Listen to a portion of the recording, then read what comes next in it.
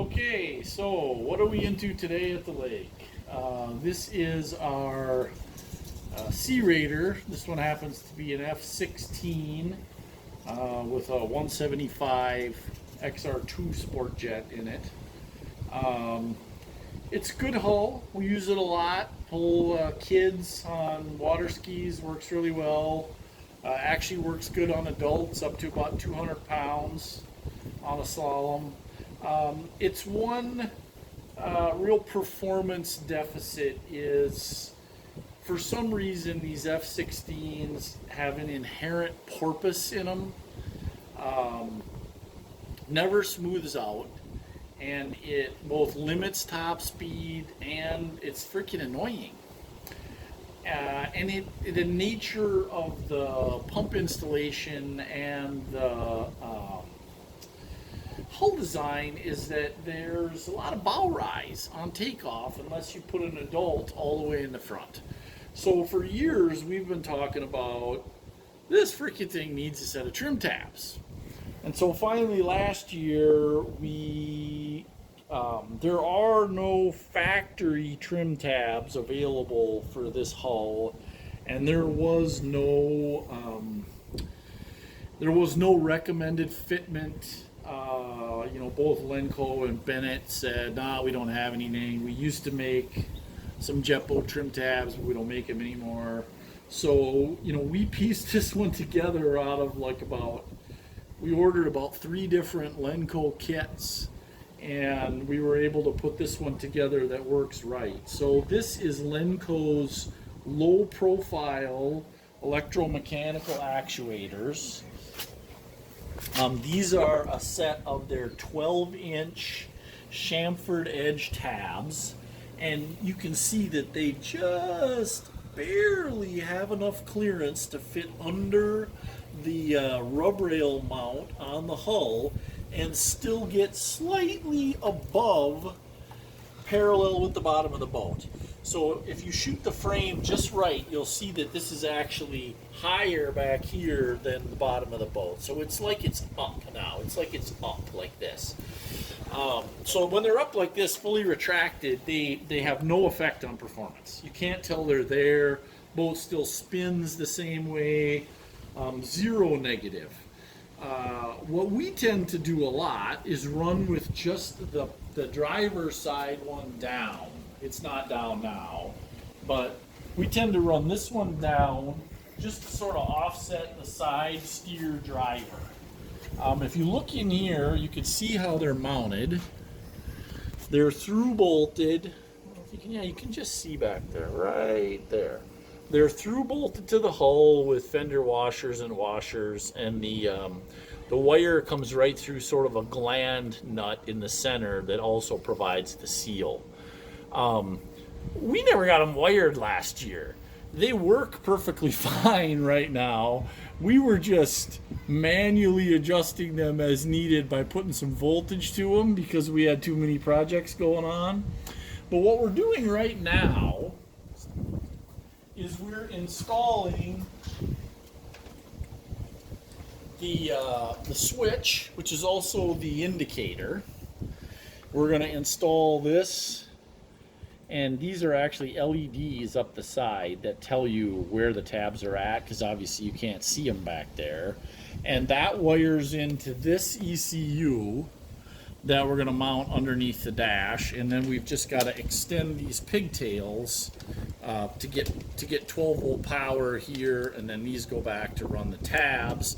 And then this one actually has a self-resetting or self-retracting option where it looks for voltage on this orange wire, and anytime there's no voltage on that orange wire, it automatically puts both tabs all the way up. In certain situations, if say you were going to break your tabs off if you went on your boat lift or your trailer, that's a really cool feature, because it means as soon as you pull power from here, the tabs will retract and get themselves out of harm's way.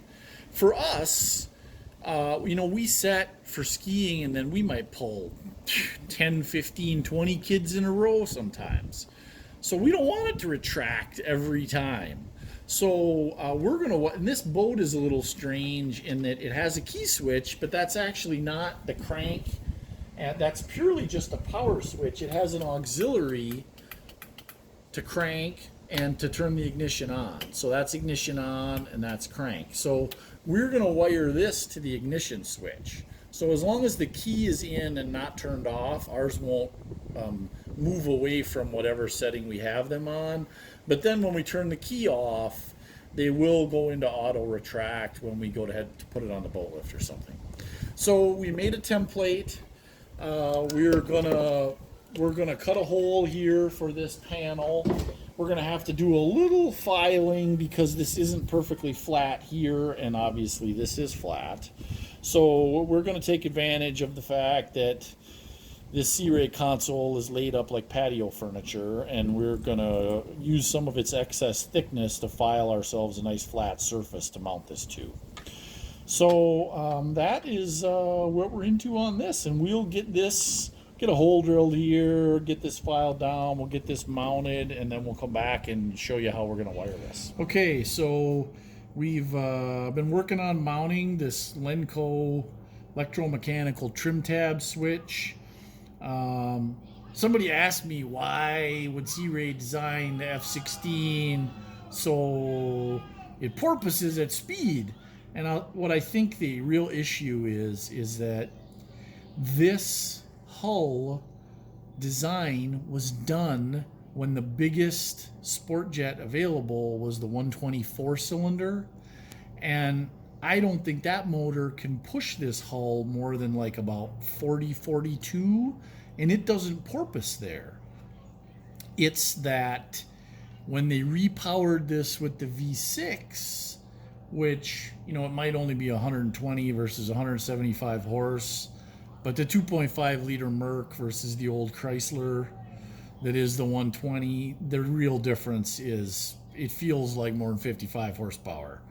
And so, you know, this combination wants to run more like 55-ish wide open. And the problem is from 45 to 55, it develops a serious ongoing lope or porpoise. And so I think that's really the thing, you know, to give Sea Ray their due. This hull was designed before the 175 Sport Jet existed, and they maybe should have spent a little more time and effort looking at how the 175 performed in this hull instead of just throwing it in here. But anyway, so we drilled the 4 mounting holes with our template. We used a 2 1/16 inch hole saw, drilled a hole in the center.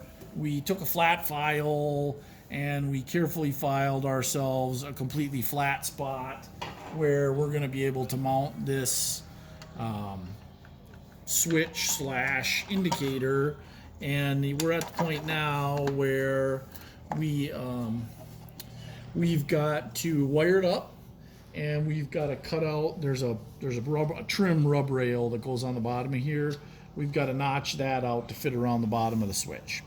So we're going to get the switch installed, get that rub rail cut, and then we'll come back and look at a little bit on the wiring. Okay, so we got into this wiring job on these trim tabs, and to our surprise, we found that this key switch setup in this Sea Ray F16 is not at all what we expected. There's absolutely no hot through this switch. This switch is literally just one lead that comes from the push to crank switch, and the other lead out to the trigger for the starter solenoid. So you could take these two, crimp them together, and dispense with the key switch completely the way they wired this boat. But what that means for us is we don't have a key switch hot that we can use to trigger the retract on our trim tabs.